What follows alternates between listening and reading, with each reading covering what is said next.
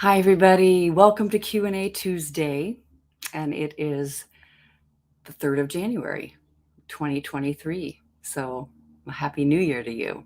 So, these Q&As began through the private Facebook group for eating peace that's open to everybody.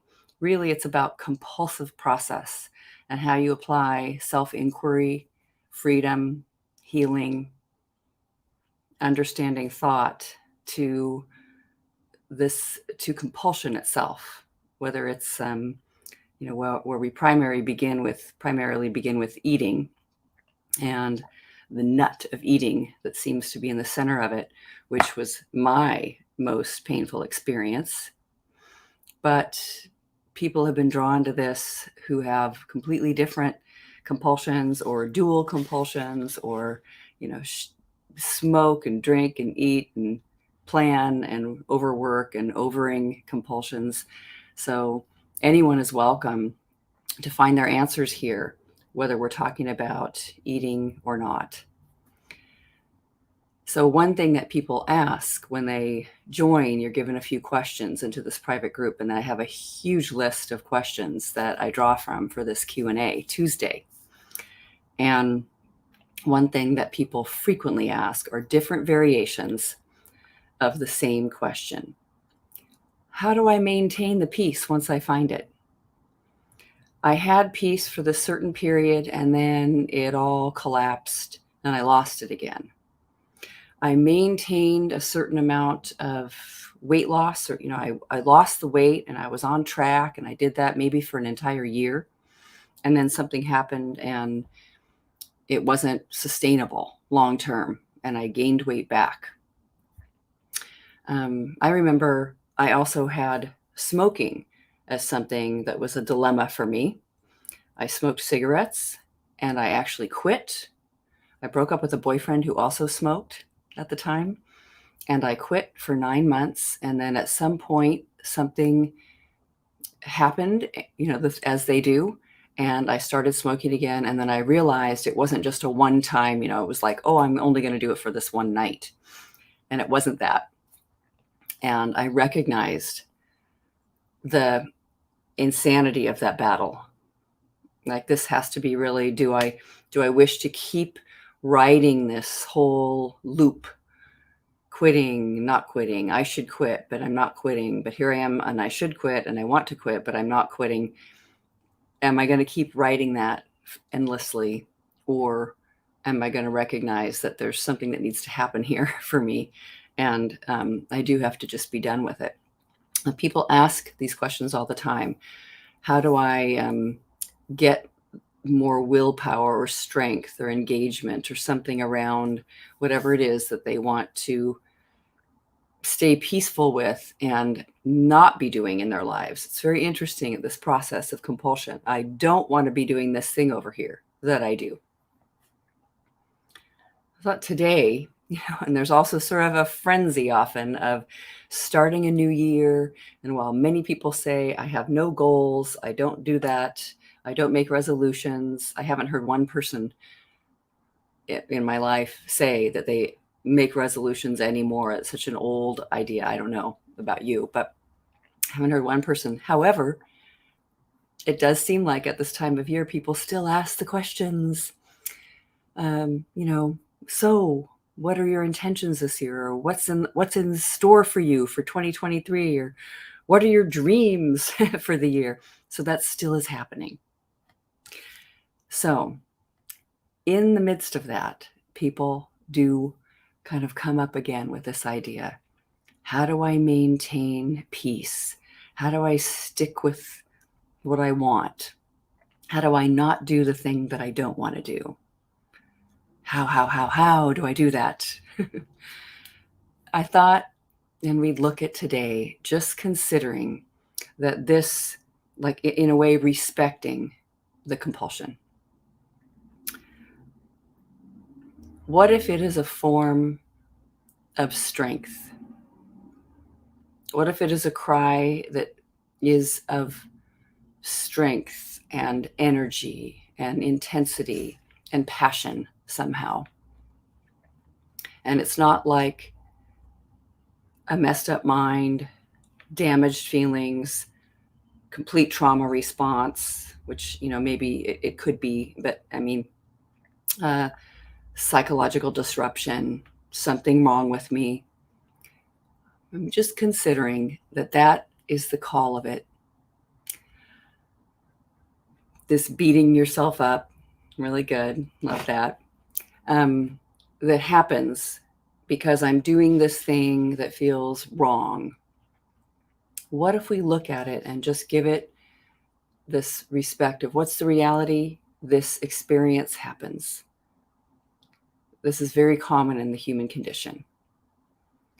What if, instead of it being something that's wrong, what if we just consider questioning that perspective? What if it's somehow the best your mind can come up with whatever's willing to be seen here? And it doesn't mean I have an unwilling, stubborn, closed mind. What if it is because of the fear and the experience and the way that I'm seeing things, this is the best way to kind of break through a lot of tightness and control. I've heard one old mentor of mine say once that really compulsion is about sort of a control paradigm, like wanting control, which is very natural for humans to be safe. I just wish I could sort of manage and know and not have this uncertainty. So I remember having this idea for the first time with my binge eating episodes. Like, they're an expression of something. They have a lot of intensity and fury and almost a rage eating in them. Like, I'm just going to carry this through with the lid off, take the all controls off. It would almost be like flipping into total out of control. But there was something about that had no barriers and no rules and no religion and no nothing on it. And that felt like wild and unconditioned and untrained and no have-tos about it. And there's something that can be beautiful about that. Just not having all those needing all those rules and regulations and the tightness of the control, that there's something very freeing about that. So just consider that whatever the compulsion is that you're working with, yes, like a storm, intensity, like a storm comes along in reality, doesn't it? There's different weather patterns. And while some of us might say in humanity, I just want to live in a place that is absolutely sunny and the same every single day. And some people do. And still, in those places, there's no guarantee that that's what it will look like. So just consider that you have an unconquerable spirit that doesn't want to respond to rules and control as a way to work with life. That something wants to break out of that. And I know it hurts, and I know it doesn't feel good when after the aftermath of doing it, the guilt and the anger and the upsetness with the self for doing it. But let's just, move away from that kind of part of the cycle and just consider today that this is an expression of something that doesn't want to be controlled, and that's a good thing. There's nothing wrong with that. That it's actually a sign of strength, that you have this intensity and this passion and this movement and this urgency, like almost an emergency to break free of some kind of ideas. So, like the idea that you just don't want to be controlled, not even by yourself, and that no one else can control you. There's something about that experience of being out of control that I sometimes think we're actually frightened of. of course, like just the passion, the power of it. And, but to see that we're also drawn, that there's just this great mystery here of life. We have no idea really how or why it began and what we're doing here completely. We don't know when we're going to die. We didn't know when we're going to be born. I mean, yeah, I know there's different ideas about that, but it's just to see there's something that knows that the way of it is uncertain here, and also doesn't want to live by lots of rules and regulations or have management need to happen at all times around everything. We want to be free of the intense desire for this compulsive behavior, but we can turn the attention towards desire for something else, something mysterious, some kind of connection, a very passionate, loving openness to the self, to feel the understanding, to feel safety in the moment, instead of being completely caught in our emotions and thoughts about whatever it is that's going on. Often compulsion comes out of some kind of fear, and seeing whatever we're seeing over there, and then having that be tied as a medicine to this compulsive behavior, to kind of help settle down and comfort and calm ourselves, or sedate ourselves from the experience that we're having. So that makes it interesting to really look at, but to see this primal,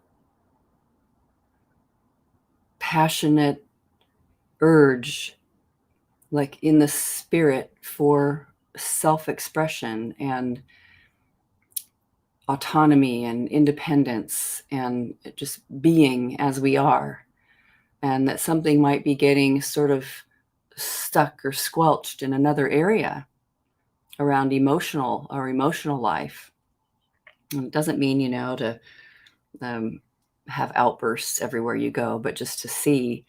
I remember really seeing it that way for the first time, instead of this horrible, horrendous thing that I'm doing, and to look at it as like just evil and addictive. And yes, of course, it does, by definition, whatever addiction is, repetitive behavior that doesn't seem favorable, that we're just caught in doing. Of course, that is what it seemed like. But my attitude towards addiction is like it's some weakness and something wrong.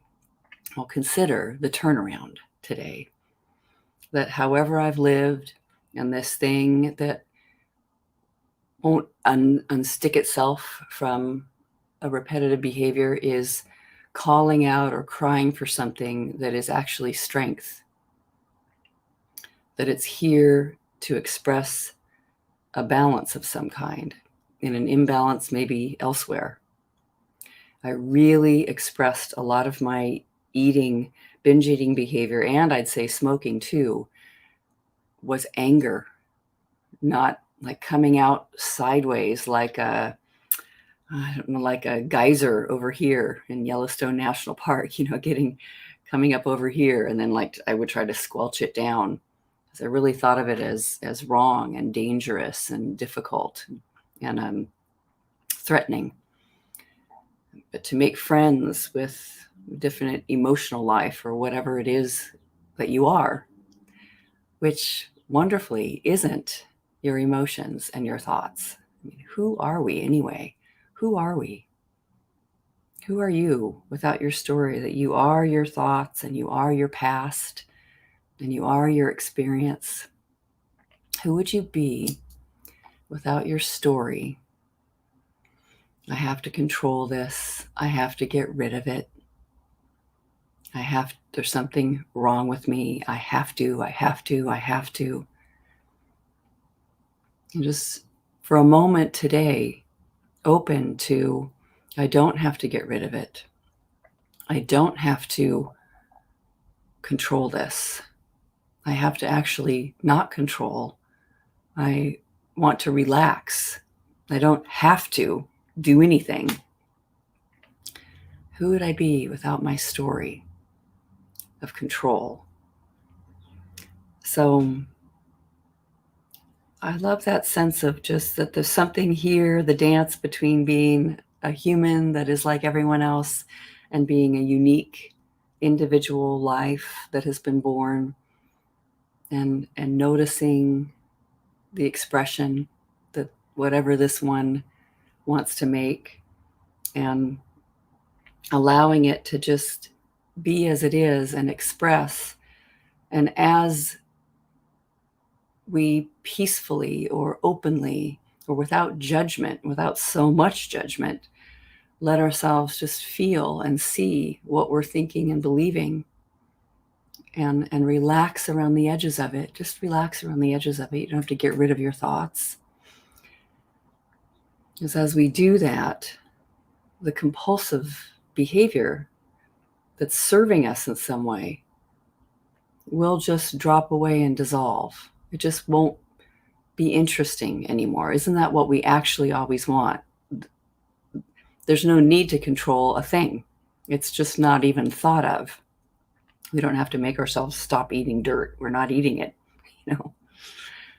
So who would we be? So that, just consider, the almost tyrannical nature of the mind to control itself, to force you to do it a certain way. That there's going to be a rebel if that happens. If you say, I will now do it like this, and it's got this dictatorship around it, just a forcing feel or experience. I'm going to lock myself in prison, and that's going to be it, and there will not be any other way, and I won't look back, and that we can do that for a while, and we can do that, and we can hang on really tight to that and stay in that and believe that, and then even thoughts of doubt come in. No, get that out of here, get that out of here. And instead, and feel that battle and that pull inside. And instead, just to allow things to be as they are, including the life of emotions and thoughts, letting them be there as they are. It really is more peaceful to, even though that judge is there, the great judge, it's always talking about what's right or wrong, good or bad, up or down, evaluation, whether you got an A or an F, and letting that be over there, but to see it's not you. It isn't you. So it will start to talk about how to manage yourself, and manage who you are, and manage your mind, and manage your doubts, and manage your commitment and your will, and all of that. It's all thinking. I love Pema Chodron, who says, thinking is here again, thinking. So just consider today, at this New Year time, this openness, that to relax into inquiry. Love the word inquiry because it is a question mark. Instead of a decision or a conclusion or a period or the end of a sentence, here's how it is. It's just an open question mark, like the mystery of life itself and the mystery of this experience. And notice that no matter how much compulsion we've experienced in our life, we've also all experienced loving kindness, silence, trust, even just a drop of it, and life itself. If you're here, even as you've experienced however much compulsion you've experienced, there is something that has persisted and is in place and is present. Here you are. So perhaps as we continue to open to a great question mark, just living in a question mark that I don't know, on solid ground of I don't know instead of frightened ground I don't know.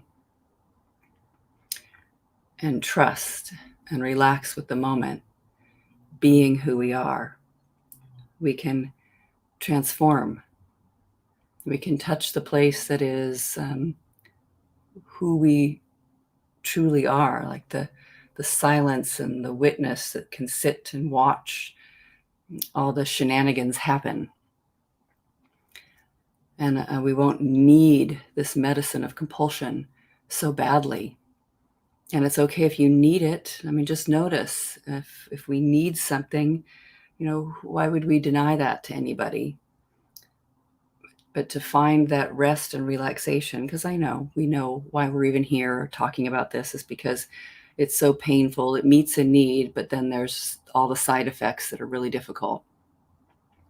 Just to tap into the place that can let that be there as it is. Let the storm, and let the ocean rage, and let the unknown be there, and let the self be expressed. I like just seeing, emotions are happening, fear is present, sadness has come to visit. So trusting the self, accepting the self as it is, what a primary and beautiful place to be. It is totally different from scaring yourself into submission or attacking yourself into controlled eating or whatever. It's like a willingness or motivating yourself to do whatever you need to do. Or feeling resigned. Another place in there. So it's relaxing with the way it is. Relaxing with the way it is. With deep self-acceptance and compassion. Like compassion and curiosity. Focusing on those medicines. Wow, I'm so curious what's going on. Wow. And I feel such compassion for this one who is sensing a lot of suffering and really falling into the emotions. And that's okay, because that's what we seem to do. Who are we without our story?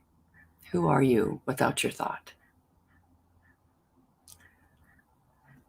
That's a lovely openness to be with in the new year, that I just want to touch who I truly am. All the stories and emotions and everything are constantly changing and sweeping through like weather patterns. What is here that's steady? And to kind of relax and be with that. It's okay to not to know how to make it stop or how to start anything or how to do it, because maybe nobody knows how. Don't know how. So simply relaxing with what is. So, I come here every week on Tuesdays and do this for the most part every week, sometimes traveling or teaching a retreat. And I want to mention that there is a group of Eating Peace Inquiry Circle, EPIC. So funny that the initials, the acronym is EPIC, EPIC. But a gathering of people that twice a week have the option to come in and do inquiry for an hour together on whatever's up. And it's so beautiful on compulsion. Eating Peace Inquiry Circle. So mostly eating is how it began. And I've just been finding over time that people join who have other kind of compulsive experience. So if that's of interest to you, look below. There'll be a link, or go to workwithgrace.com and click on Eating Peace, and then find the button for Eating Peace Inquiry Circle. It's a sliding scale, and it's just an ongoing monthly group, and you can come in and leave and come and go as needed. So if that is interesting to you, to really fall back and question, who would it be without my story, and watching the specific stories and sharing with other people who do this kind of thinking, which is so common in the human experience, compulsive movement, and relaxing it and resting in what is, then you might like that.